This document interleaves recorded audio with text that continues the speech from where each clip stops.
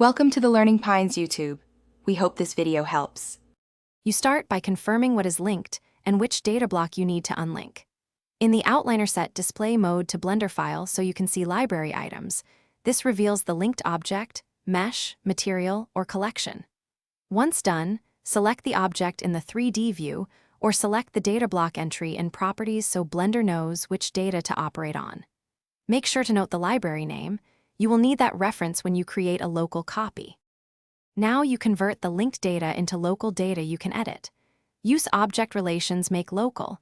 This duplicates the library data block into your blend so you are no longer bound to the external file. Next, choose make single user for object and data to break shared references. This ensures edits affect only this object. For materials or images, make local or click the number to create a single user copy. Once local, Blender no longer finish by cleaning up leftover references and validating the unlink. Delete any library overrides in the outliner and purge orphan data blocks via file cleanup or reopen the file to force reload.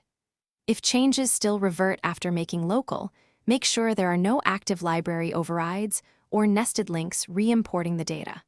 Finally, save under a new file name to preserve a backup. This guards against accidental relinking and lets you restore if something went wrong during the unlink process.